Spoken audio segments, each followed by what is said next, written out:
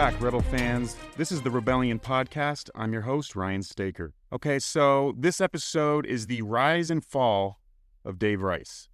In this episode, I'm going to be talking about the Dave Rice era and how monumental these years were for Rebel fans in so many ways, in good ways and bad ways, and how much this just had an impact on my life and then many other Rebel fans' lives. So there's a lot to talk about in regards to Dave Rice's coaching tenure, and I'm going to get into all that in this episode. So, all right, let's get started. So, understanding the Dave Rice era is crucial for analyzing the downfall of UNLV basketball, okay? So, after Rice was forced out, the program went downhill from there. Around, a decade later, here today, Rebel fans remain bitter because of the monumental disappointment that was characterized by the Dave Rice era. Basically, how teased we were. So why do I say that? Why do I say that we were teased? Well, because we've gone from making headlines on national stages, beating top-ranked teams, bringing in the best recruits in school history, having one of the top student sections in the nation, to where we are today, which is a mid-level program. We fill up 20 to 25% of the seats in the arena. Well, we haven't made the NCAA tournament in 12 years. And as fans, we consistently have to sit through and watch low-scoring, boring games that just result in a loss, right? So how did we get here? Well, to understand the importance of all this, let's just start from the beginning, okay? So pre-UNLV head coaching career, Dave Rice, he was a player for UNLV basketball. He was a walk-on, and he played 2 seasons from 89 to 91. He was the member of the 1990 national championship team. I remember watching footage from that team and watching the Duke UNLV replay, the one we won, of course. I've watched that about 10 times in my life, and I just always remember seeing Dave Rice, on that footage. And so even when we had him as an assistant coach, I was like, hey, I know him. He's the guy sitting the bench on the championship team. I've known Dave Rice my whole life, basically, right? So he was a Rhodes Scholar candidate, so he was very intelligent, brilliant academically, which, he was perfect for that roster as far as a walk-on, because you need to have guys like that on your team. And he majored in political science. So fast forward a little bit, after his playing days were over, he was an assistant coach for UNLV for 11 seasons. His first season was 91-92 under Jerry Tarkanian, and then he went to go coach with his dad for a couple years at a high school, and then he came back. So he was an assistant coach at UNLV after that, from 1994 to 2004. And then following his tenure as an assistant coach at UNLV, he got a promotion to be associate head coach at BYU. BYU is obviously a big-time program. They're even bigger now that they're in the Big 12. They have tons of money. They're blowing up into like a blue-chip program just because of NIL. But that's not what we're talking about today. Anyways, Dave Rice was an assistant coach there, and he was in charge of their offense. Now, if you remember BYU in the 2005 to 2010 range, not only were they really good, but they played a very entertaining style of basketball. As a UNLV fan, I was jealous. I was like, why is BYU averaging 80 to 90 points per game, and we're only averaging 70, right? We got a good team because Lon Kruger was our coach, but I wanted to put up a lot of points. That was what Runner Rebel basketball was supposed to be about. So Dave Rice was the catalyst behind those BYU rosters, those teams that won 5 straight 25-win seasons and went to the NCAA tournament 5 straight years. And he coached Jimmer Fredette, one of the best and most famous college athletes in history. So due to his time at BYU and how well BYU's offense was, and the fact that he was an alum, our athletic director at the time, Jim Livengood, decided to take a chance on Dave Rice and give him the head coaching job after Lon Kruger left the program. So Lon Kruger, I have in my notes, Lon Kruger fired. That's obviously wrong. Lon Kruger was not fired. He chose to leave to go to Oklahoma because Oklahoma offered him money that UNLV's administration did not want to pay, even though boosters were willing to pony up the funds necessary to retain Lon Kruger. However, I guess the administration just didn't think Lon was worth the money, which is kind of sad and pathetic when you think about it, because it wasn't that much money he got at Oklahoma. Like this was money the money Oklahoma gave him is less money than we're giving to Dan Mullen. I'll put it that way. Okay, so Dave Rice was hired on April 11th, 2011. I remember that day very well, actually, because, well, first of all, I was very invested in this coaching search, as any diehard Rebel fan would be. But I actually remember I got the news that Dave Rice was the new head coach, and I was like, okay, I kind of thought we'd bring in a bigger name than that, but my dad is the one who sold me on Dave Rice. I talked to him on the phone. And he's like, he's going to bring in Stacey Ogman as his assistant coach. He's going to run a Rebel style basketball. He was in charge of BYU's offense, which was one of the most electrifying offenses in the country. One of the BYU players was quoted saying, in regards to Dave Rice getting the job at UNLV, the player said, UNLV is going to average 100 points per game. That was his response to Dave getting the job. And I was like, okay, cool. Yeah. And he basically, Dave was just going to bring back that run a Rebel culture, that everything that we had with Jerry Tarkanian that had been lost since then, he was going to bring all that back. And he did. He did bring that back. We were playing a up and down fun style.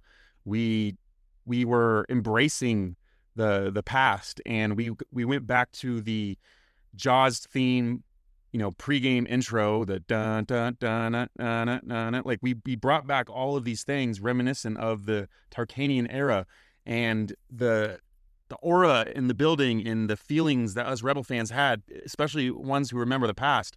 Like, it was a really good feeling. So now, were we going to win games though? That was the big question. Well, the short answer is, yeah, we did win games at first. Okay, so his first season as head coach, let's talk about that. He started off 8-0. The team was scoring a lot of points, and we were putting a beat down on teams. This is something that Kevin Kruger was never able to do, and it made me want to pull my hair out, is we never just blew out teams. If we played inferior opponents, it would be like somewhat of a close game all game, and then we would, maybe pull away and end up winning by 8 or 9, right? Like, that was the Kevin Kruger era. Dave Rice, though, he was stomping on people to start his career, right? We were winning games by 30, 40, 50 points, and we were playing an exciting up and down style on top of it. So, UNLV fans, we were pretty sold right away. However, it was one moment that really just blew everything up and just got Rebel fans next level hyped. And that was beating number 1 ranked North Carolina.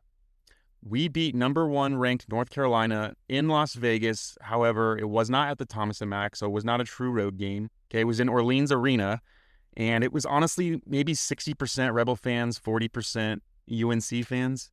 Maybe 65-35, you could say. But it was just, I watched the game from TV. I didn't go to the game. I wish I went to the game. And the thought of beating North Carolina wasn't that crazy going into that game, just because of how good we were playing. We had just beaten a very talented USC team. And then before that, we had blown out every opponent. And we had the advantage of playing in Vegas and having 10,000 fans at the game. So, but no one realistically thought we would beat North Carolina. I think we were still like 10-point underdogs, something like that. But, man, we just got out to an early lead. Anthony Marshall drove down the middle of the lane and dunked on Tyler Zeller. And every Rebel fan just jumped up off the couch or off their seat, just making that face where you put your hands on your head and your eyes are all wide, your mouth's wide open. You're like, wow, did that really just happen? So exciting. And we still felt low, like UNC was going to figure it out and they were going to, get the lead and pull away, and then that was going to be it. And they kind of did do that at the end of the first half. They ended up getting like a 4 or 6 point lead at halftime, I think it was. And then at that point, we really didn't think we were going to win the game. We just kind of hoped we were going to keep it close, just to feel good about our team, that we were able to hang with the number 1 ranked team in the country. And I don't know what happened that second half. Our players came out so confident. They were just making everything. Mike Moser was ridiculous. He was just dominating on the boards. He was out hustling, outplaying all the North Carolina players. We just kept it going every minute of the second half.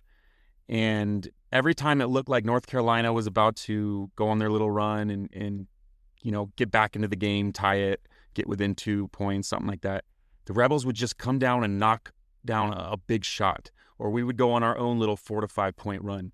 And it just kept happening. And eventually got to a point where North Carolina threw in the towel and knew they were going to lose that game, right? And the buzzer goes off. I think it was Chase Stanback threw the ball high in the air. The crowd rushes the court. Everyone's jumping and celebrating. People are so happy, they're crying. I'm at home just so ecstatic, so excited. I wanted to go to the strip and celebrate, but I couldn't. I think I had like school the next morning or something, which shouldn't have stopped me, but I had nobody to go to the strip with. No one wanted to go with me. But I was on cloud nine for just days after that. I would say until our first loss, which didn't come that long after that. So we beat North Carolina, and now all of a sudden we are a national relevant team. We are a team being talked about as one of the best teams on the West Coast. Arguably the best team in the Mountain West. We're the team to beat. And it was a really, really good feeling because we were a good program under Lon Kruger. We were making the NCAA tournament. We were consistently good defensive team, but we weren't beating juggernaut teams. We did beat Louisville on the road, which was pretty awesome, but beating North Carolina, that's just next level, especially how stacked they were with NBA players. So, okay, what ended up happening after that? We lost to Wisconsin. Okay, I think that was our first loss.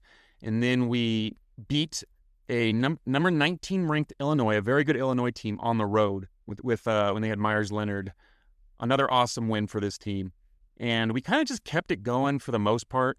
Though when we got into conference play, we did start to, for the first time in the Dave Rice era, we started to see some concerns, right? There was a few road games that we lost that we really should not have. We weren't able to close out games when we had the lead. But it wasn't overly concerning because we were losing road games to pretty solid teams, but it still had to make us come to grips with reality a little bit and say, okay, maybe we're not elite like we thought we were. Okay, so we end up finishing the season with a 26-9 record, losing to New Mexico in the Mountain West Conference semis and University of Colorado in the NCAA tournament. We were a 6 seed and we lost to the 11 seed Colorado. So that was the conclusion of Dave Rice's first season, which I think all Rebel fans would give him an A- at worst. He made the tournament. He got a higher seed than Lon Kruger ever got. We beat North Carolina. We beat Illinois on the road. We had a very exciting team with a lot of fun, talented players. So he got at least an A- for his first season. But it wasn't till the offseason going into Rice's second year that UNLV fans really, really got excited for the future, okay? And that's because of Dave Rice's recruiting. Dave Rice's recruiting was out of this world, okay? This dude brought in some of the best players in school history and by far the most talent we've had since 2000. Dave Rice, what he did was, I think the reason he was so good at recruiting is he prepared for these meetings with players harder than any other coach in the country. So he would put in a lot of effort to learn about the player and construct this blueprint and basically present this to players and say, like, this is essentially how your career is going to go at UNLV. This is the plan I have set out for you. This is your path to the NBA. This is all the different things that you're going to help us with, that we're going to help you improve on. And I think recruits were just blown away by this because it was very rare when a big-time recruit would visit UNLV for taking their official visit and leave without committing, either that day or 2 days later. It was rare. That's how impressive CDR was in terms of his recruiting. So just to kind of put in perspective of how amazing he did in that sense. So UNLV since 2011, we have had 13 players ranked in the top 80 in the entire country. When you have a player ranked in the top 80 in the country, that is a big-time talent. That is a guy whose ceiling is the NBA. They're 4 stars or 5 stars. They can go to any school they want. When you're a top 80 player, you can go to Duke, North Carolina, Kentucky. It doesn't matter. Duke, North Carolina, and Kentucky take plenty of players ranked in that 70 to 90 range, okay? So Dave Rice, of the 13 players that UNLV got that were top 80 recruits since 2011, 10 of those were Dave Rice players. including 7 of the top 9, and a plethora of NBA players that played under Dave Rice, including Anthony Bennett, Rashad Vaughn, Patrick McCaw, Chris Wood, Derrick Jones Jr., and Steven Zimmerman. Those are all players that, and I believe forgot about Kem Birch. All those players played in the NBA or were drafted into the NBA that Dave Rice recruited. So tons and tons of talent. Now, the class going into Rice's second year, that was the one that kind of, because we were returning a lot of talented players. We were returning Anthony Marshall. We were returning Chase Stanback. No, we didn't return Chase Stanback. My bad. We returned Mike Moser, our star player. Mike Moser was a big-time player at that moment because he was on NBA mock drafts. I remember seeing Mike Moser actually late first-round draft pick at one point. That's how much he blew up his sophomore year at UNLV. So we were returning some of our best players from an NCAA tournament team, and then we were adding the 5th-ranked recruiting class in the country, a class that had Anthony Bennett, who was a top 10 player in the country, McDonald's All-American, future NBA player, and Caton Reinhardt, who was an electrifying top 40 recruit, famous, modern-day high school, kind of like a poor man's Jimmy Fredette was his style of play. Savon Goodman, who was a top 80 4-star recruit, another big talent, and a couple other really good players that we brought in. So a lot of really high expectations going into that season. I remember some people were actually picking UNLV to go to the Final Four. And everybody thought we were going to be really good because we were good the previous season. We returned, 2 of our 3 best players. And on top of that, we're adding in this loaded recruiting class. We were actually, some people picked us preseason top 10. We were expected to be one of the best teams in all of college basketball and maybe a top 2 or 3 team in the West Coast. Those were the expectations going into the season. So let's talk about how that season went. I remember we didn't look too good in the preseason game, and it was apparent that Dave Rice had a lot of work to do, but it seemed like we had figured it out because we won our season opener, which, we had so much hype going into this season. We sold out a first game of the season. We never did that. Maybe you'd have to go back to Jerry Tarkanian. We never sold out the first game of the season. Usually not even close. I mean, we're talking at most we would get 13,000, 14,000 fans. So we had 18,000 fans there, sold out against Northern Arizona. That's how much excitement and hype was around this team. We blew them out 92-54, and then we put a beating on Jacksonville State. And then was the loss to Oregon that exposed us. That kind of showed that as talented as we were, we had the capability of losing to smarter teams or being outcoached, because Oregon beat us simply by exposing matchups, isolating Caton Reinhardt, who couldn't guard anybody, and we were badly outcoached that game. And then we went on a pretty big winning streak after that, and I was like, okay, cool. We figured it out. This team is awesome. I remember we had a big win at California. Anthony Bennett went off that game. Anthony Bennett, after the first 12 games, the Rebels were 11-1, and Anthony Bennett was averaging 20-10. He was the top-ranked freshman in the country. He was projected top 5 on all the mock drafts. He was like in a league of his own as far as other freshmen in the Mountain West Conference. And then we lose to North Carolina on the road, a game we should not have lost because North Carolina was missing like two starters. And that was another game where it looked like we got out-coached and out-executed. And then going through conference play, we didn't do as good as I thought we would. I thought we would win the conference easy. We just had too much talent. Again, New Mexico proved to be the better team than us, as they beat us 2 out of the 3 times we played them, including the championship game for the Mountain West Conference tournament. We ended up getting a 5 seed and then again losing first round to California. Now, after these first 2 seasons, even though we had success and we had some big wins and we were still a top 30 team overall in Rice's first 2 seasons, it was concerning because it felt like both seasons we didn't improve as the season went on. We didn't improve in March. You see Tom Izzo coach teams at Michigan State, they seem to start playing their best basketball in March, right? They just seem to, every single season, they start off a little bit like, oh, Michigan State might be down this year. I don't know. They don't look as good. And then they end up in the Final Four. And that's because I think Tom Izzo's the GOAT.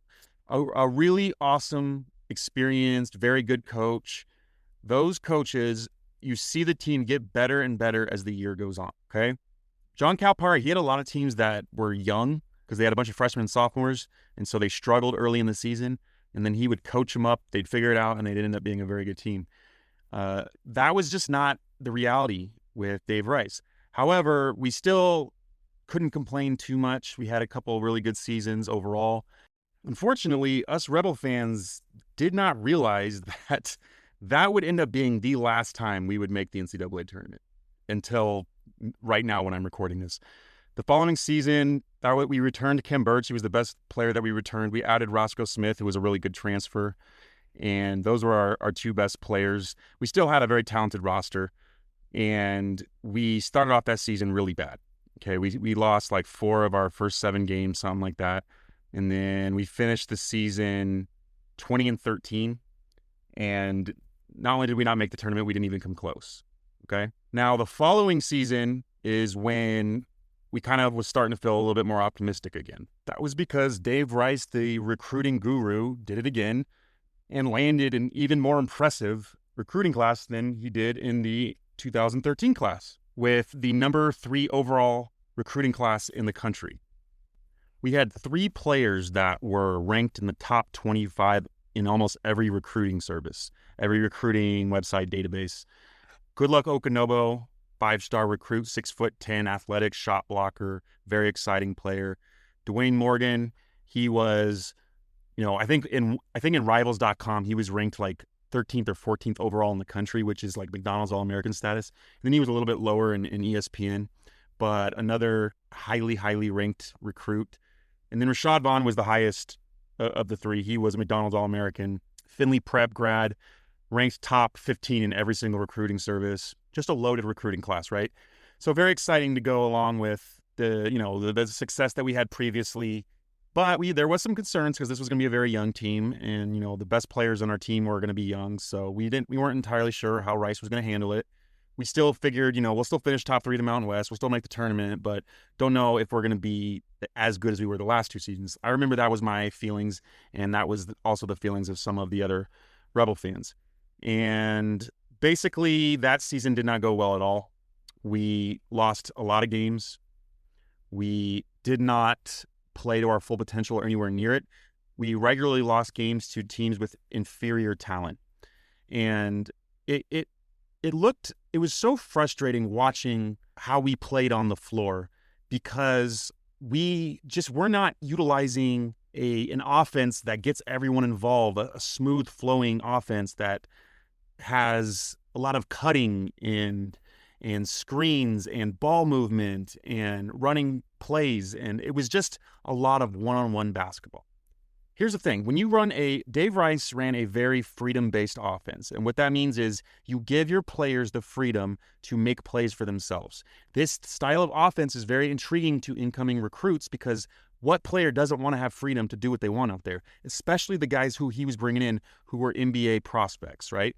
They want to go to UNLV, average 20, and get drafted. And what better way to do that to be in an offense where the coach is saying, here's the ball, do what you want with it.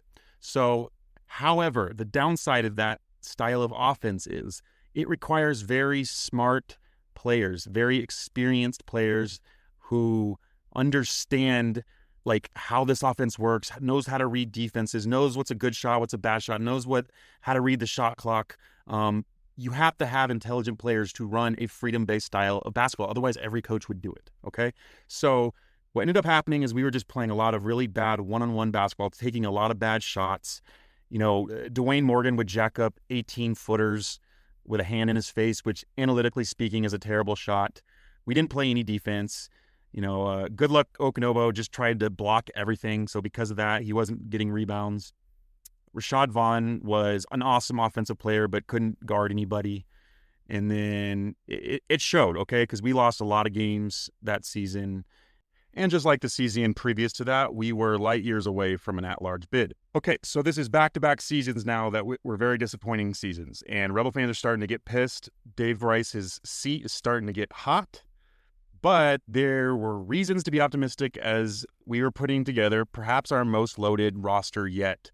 When you take everything into account, talent, experience, players that fit well together, going into the 2015-2016 season. Okay, that was when we had high-flying, electrifying Derek Jones Jr., Patrick McCaw, one of the most pleasant surprise talents in UNLV basketball history, Steven Zimmerman, McDonald's All-American, Ben Carter, very experienced, Vegas local, this really smart player, came over from Oregon. This was the team that was supposed to get us back on track. And to be honest, it looked like that's what was going to happen because we started the season off really well. We beat the 15th ranked team in the country in the Oregon Ducks. We went to the Maui Classic where we should have beat UCLA, but we blew the lead. And then we ended up beating 13th ranked Indiana to win the consolation bracket. So we had a good record. We were beating some really good, highly ranked teams. There were a lot of reasons to feel like, okay, this is it. This is our year to turn the season around. I felt like we're most likely going to make the NCAA tournament with this team. And we got pretty impressive wins. This team's too talented to lose to bad teams. Wow, was I wrong. Okay, everything went downhill starting at when we lost a home game to Arizona State. We lost a home game to Arizona State in which we were heavy favorites. And then we lost on the road at the Arizona Wildcats, which Arizona was highly ranked. They were at home. We were expected to lose that game. And then we beat, I think it was like South Dakota State, someone like that. And then start of conference play, we lose a home game to Fresno, completely unacceptable. And then back-to-back road games at Colorado State and at Wyoming. So at this point, we've lost 5 of our last 6, and we are 0-3 in conference play with maybe the 12th most talented roster in the entire country. Okay? This is when the news broke. Dave Rice was fired mid-season. Okay? Very, very controversial. He was fired January 10th, 2016. A mid-season firing just for results is really, really rare in college sports. Okay? Usually when a coach gets fired mid-season, there's other problems. Okay? He's, beating up his players or he's got arrested, whatever. Not just because of lack of, just the results aren't there. So this was very controversial because, like I said, it's rare. We had a loaded recruiting class coming in that we could now say goodbye to, including Justin Jackson, who would go on to be an NBA draft pick. But even to this day, that was very controversial because we didn't realize at the time that decision is what led to the downfall of UNLV basketball because so many fans were infuriated by that they said, I'm done. And usually when I hear people get angry and say, I'm done, they're just mad and that's just what they say. No, people really were done. They said, I am not supporting this team anymore because of what they did to Dave Rice. And we're talking about thousands of people, thousands. And then the emergence of the Golden Knights and other pro teams in Vegas, a lot of fans just started, gravitating towards those pro teams, putting all their time, energy, and effort into supporting those teams and completely forgot about UNLV basketball. And it all started with Dave Rice's firing. So looking back at, his career, unfortunately, Dave Rice was a very smart coach, X's and O's wise. Okay. He was a very hardworking coach. He was a very likable guy. With all that being said, there was something he was missing, something that is very, very important to have in a coach. This factor that he was missing is the reason why our players did not play defense. It's the reason why our players played such sloppy, bad basketball and remained in the game. It's the reason why we lost so many games. It's the reason why Dave Rice ended up getting fired. And that's because he just did not have that killer instinct. He did not have that fire in him to want to rip your head off. He was not the guy that was going to deliver some super motivating, emotional, movie scene, speech, if you will, right? That is such an underrated aspect of being a good coach. You could be the smartest X's and O's nerd in the entire world. You are a literal genius when it comes to the X's and O's of basketball. Knowing exactly what plays to run, what offense to run, what defensive schemes to run, what moves to make as a counter to what the other team is doing. You could be a genius in all that stuff. If you don't know how to motivate your players, if you don't know how to fire up all the players on the team and get them to buy into what you're trying to do, if you can't deliver a badass halftime speech, unfortunately, you're just going to be okay as a coach. Just okay. And okay wasn't good enough for UNLV. It wasn't, and it still is not good enough. And it's sad. It's sad because he had so much potential as a coach, and the teams he coached didn't even come close to scratching the surface of how good they could have been. When I look back at those 4.5 seasons he coached, I keep asking myself, why were we good the first 2 years and then crappy years 3, 4, and 5? Why? And my theory is his first year, his roster was inherited from Lon Kruger. These were players that had been coached, trained, recruited for a specific style of basketball, a specific culture. These were the type of players that Lon wanted to go win with. These are the players that learned from Lon Kruger, one of the greatest coaches of all time. Dave Rice came in with his knowledge of the game, his knowledge of X's and O's, his expertise when it comes to running an efficient offense, and he had players that listened to him. He had players that put team before themselves, okay? He had Lon Kruger players that are going to be respectful and they're going to listen to their coach. His second year, he still had Lon Kruger players on that team. Less players, but he still had Mike Moser. He still had Quintrell Thomas, Anthony Marshall, and then he sprinkled in all those elite level talents, right? So he had a loaded roster with still, a handful of players that were carried over from Lon Kruger, okay? And that's why he still won a lot of games his second year. Now, when it got to his third season and on, these were 100% Dave Rice players. And these were players that came into UNLV with the sole focus of getting to the NBA and putting them before the team. They were concerned about their stats, their minutes, and their shot attempts. That's what they were concerned with. That was the vast majority of the players that Dave Rice brought in. And a lot of that is Dave Rice's fault because he made all these promises to them when he recruited them. Caden Reinhardt, for example.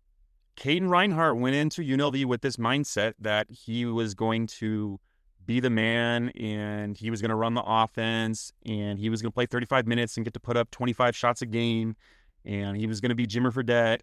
And Dave Rice did not tell him, you don't have the talent to be that. You're going to have to earn minutes. You're going to have to earn those shot attempts.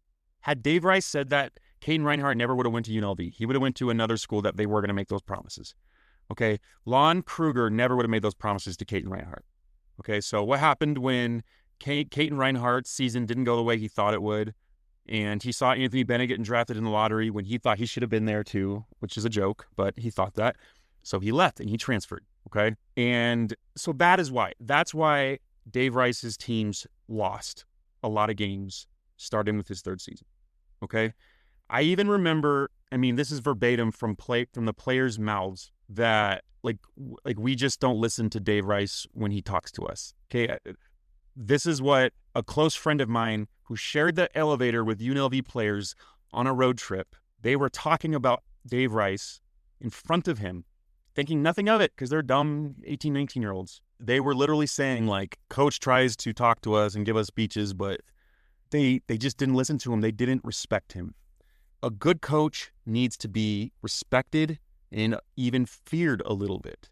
A good coach, the players have to look at them as someone that they want to fight for and bleed for, and blood, sweat, tears all over the court to try and win for that coach. Dave Rice did not know how to ignite that into his players, combining that with the fact that he brought in selfish players. And the result was, as Alex Kirk would say, a glorified AAU team.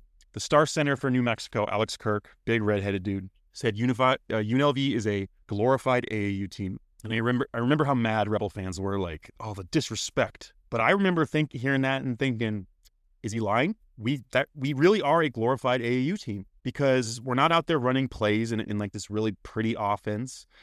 We have a bunch of selfish players going one-on-one and then getting pissed off as the season goes on because they're not getting the minutes they wanted. They're not getting as many shot attempts as they thought they were going to get. So it led to bad chemistry and losing seasons, which ultimately resulted in Dave Rice's firing. Now, I have my opinions as Dave Rice as a coach, of course. However, he never should have been fired mid-season. He never should have been fired mid-season. 100% he should have been allowed to finish the season. If you're going to fire a coach mid-season, you better have a plan in place. Like Eric Harper, if he were to do that, it's because he has an awesome coach lined up and he wants that coach to already start the recruiting and planning and everything he needs to do. That's what Eric Harper would do. Tina Kunster Murphy fired Dave Rice. When we ended up finding out later, it was inevitable that she was going to fire him because she wanted to get rid of him the previous season. All these rumors broke that Dave Rice was going to be fired.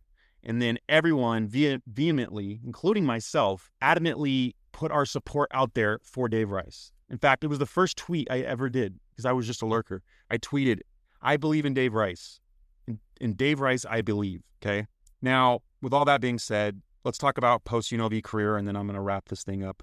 He would go on to have assistant coaching jobs at Reno, University of Washington, Cal Baptist, and he never became a head coach again at a D1 or university level. And there's so many fans out there for years that have been saying, and still to this day say, that we never should have fired him. We should have kept him as our coach.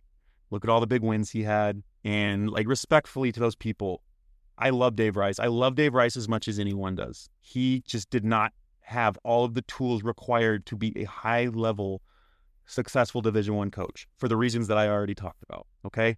If he was actually a good head coach, another school would have snatched him up without question. A big school or a mid-major school or even a smaller D1 would have 100% of hired Dave Rice again. But there's a reason he wasn't getting those offers.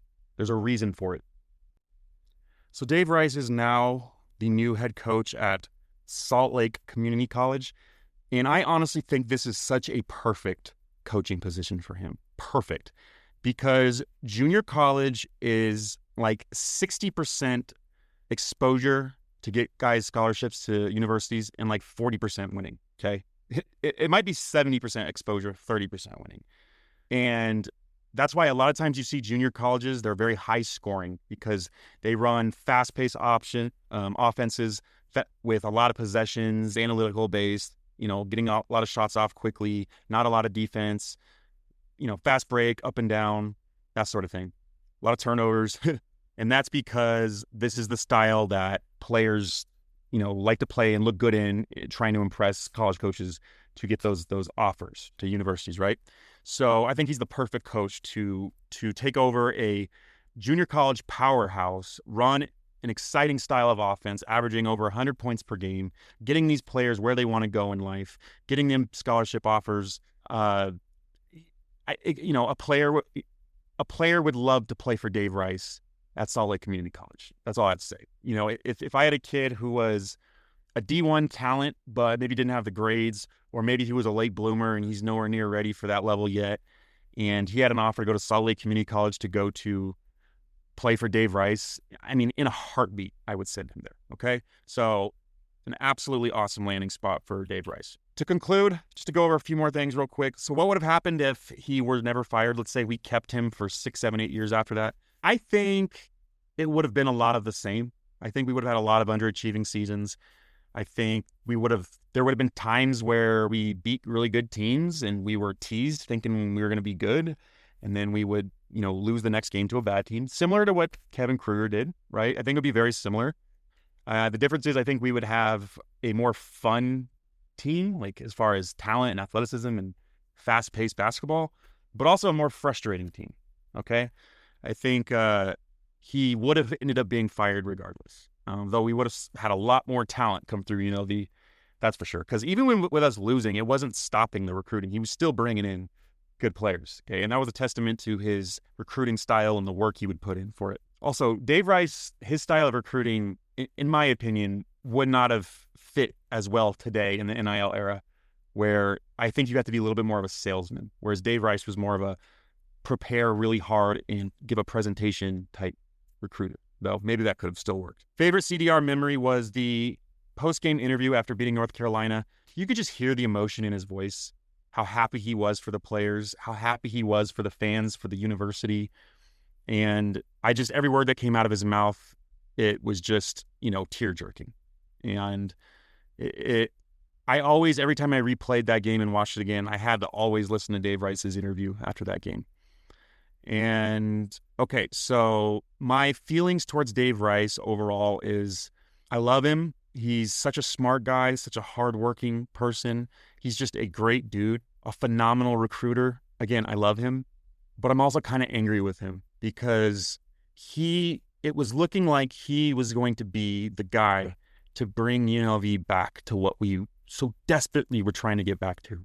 So desperately, we were trying to relive the glory days. Even though everyone was telling us it's not going to happen, Dave Rice came in and proved that you could still bring in top-ranked players to UNLV. And I look back at Lon Kruger's recruiting, and he wasn't bringing in top-level talent like Dave Rice. He wasn't. And it frustrated me that Lon Kruger, who was such a phenomenal coach, couldn't bring in the talent that Dave Rice was. But then looking back at it, Lon Kruger didn't try and get those players because those players come with egos and baggage. Lon Kruger wanted to develop players for 3-4 years and have them be part of a system and a culture. Dave Rice was making all these promises to players that had these huge egos because they had these massive social media followings. Because when Dave Rice took over, that was when social media was starting to blow up, right? So I'm kind of angry with Rice that he didn't live up to that potential, that he couldn't figure out a way to get those players to buy in, because he really was the perfect coach in so many ways, except for what the most important way was: winning. Okay, Rebel fans, if you made it this far, if you made it to the end, thank you. This is, I think, my longest episode ever. I appreciate the support. I love you. Go Rebels.